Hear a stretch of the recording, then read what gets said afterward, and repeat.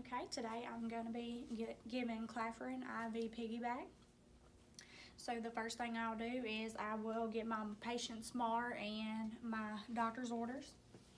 I'm going to look at the MAR and the orders and compare. I'm going to make sure that I have the right patient, the right medication, the right time, the right route, and the right dose. And I'm also going to check for allergies. I'm going to go back behind myself and check a second time and compare my patient's MAR to my doctor's orders. And I'm going to check for the right patient, the right medication, the right route, the right time, the right dose. And I'm also going to check for allergies. And everything matches up. So the next thing I will do is get my IV drug book. And I will check to make sure that I have a safe dose of medication, and I do. And I will check my dilution, and it is okay. And I'll also be checking for compatibility, and it is in normal saline, so it is compatible with normal saline, so it is safe to give. I'll be giving it over 30 minutes. And I'm going to be watching my patient for any allergic reactions. I'm going to monitor the CBC if the duration of treatment is more than 10 days. And this medicine may also cause thrombophlebitis. I'm going to monitor renal function, drug serum levels, and PT levels. I'm going to teach my patient to report any bleeding or bruising or symptoms of allergic reaction, such as difficulty breathing, hives, itching, or rash. And I'm also going to tell them to report any diarrhea or bloody stools.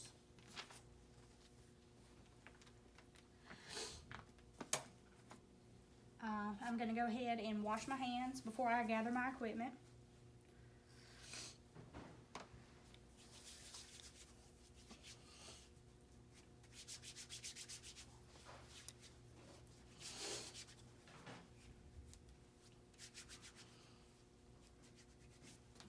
I've got my medication here, and I'm going to check it to make sure that it is the right medication and it's the right dose.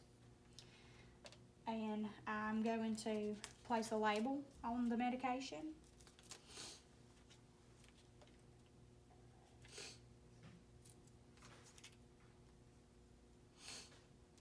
I'm also going to get my secondary IV tubing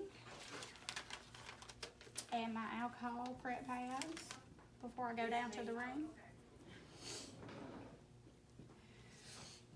Okay, now I'm going to head down to the room after I've gathered all my equipment and wash my hands before I enter the room.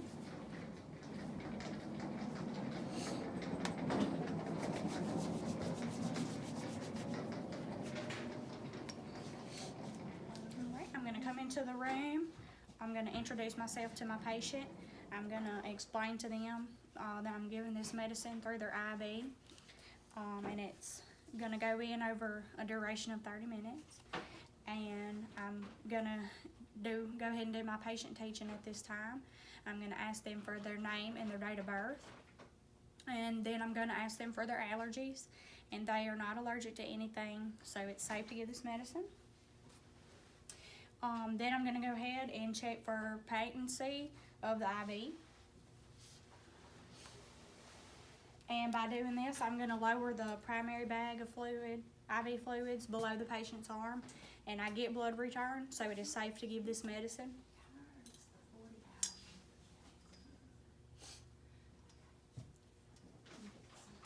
Okay.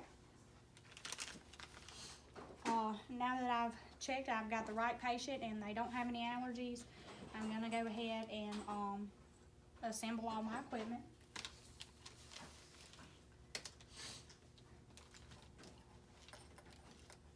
I'm going to make sure that my IV tubing is clamped.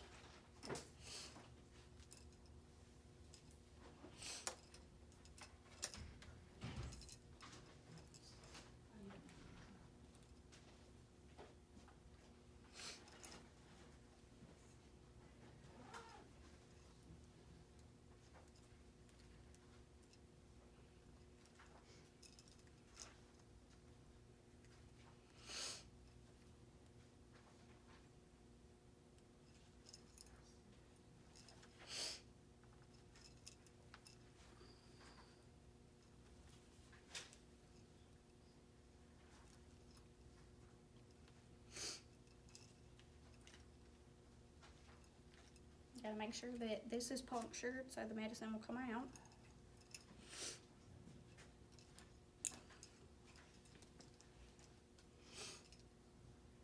I'm gonna go ahead and hang this.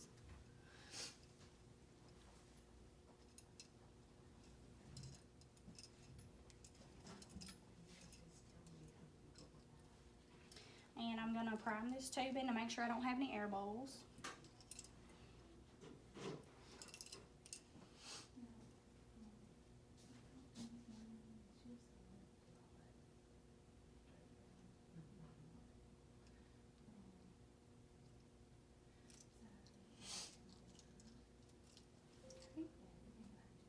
I'm going to go ahead and clamp that back. Now I'm going to lower my primary bag of fluids.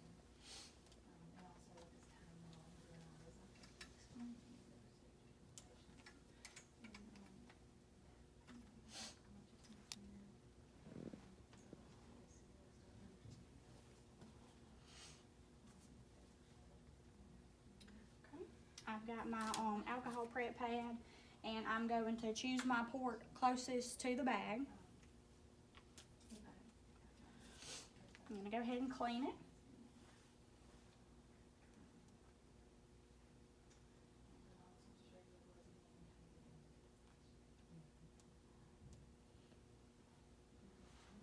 Okay, and then I would let that dry.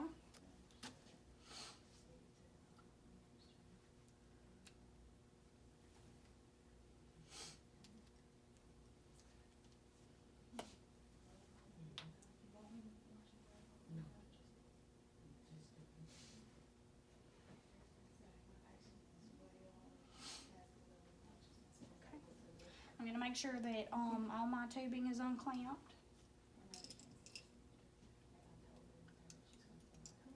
And I'm going to adjust my piggyback rate with my primary fluid tubing.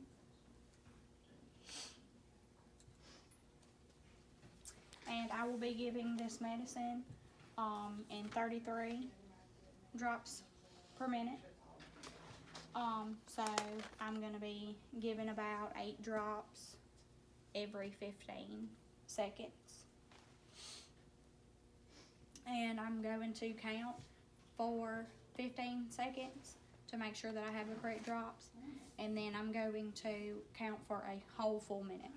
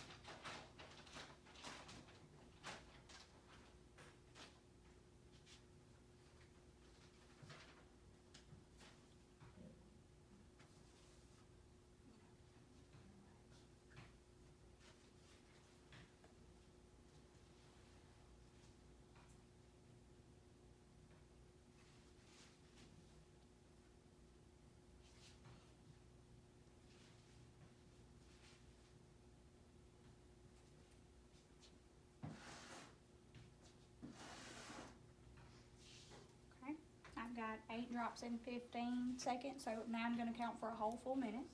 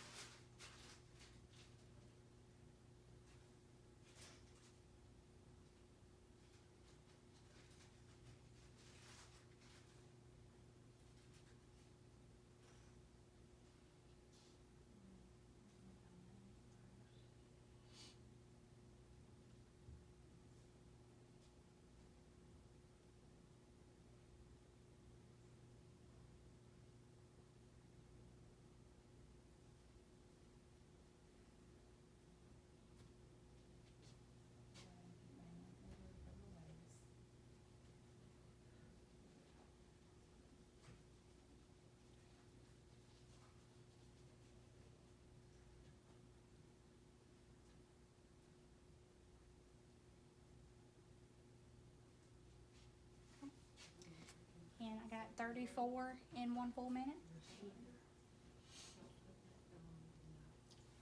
And I would let this run out over a period of 30 minutes. And after that, I would go ahead and clamp this.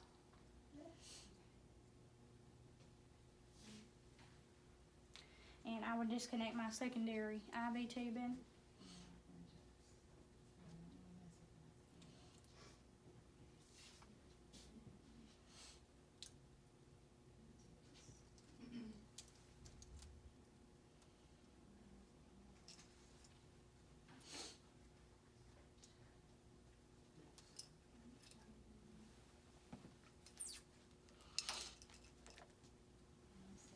Now I would take my bag of primary IV fluids and hang it back up higher, and I would adjust it back to the regular rate,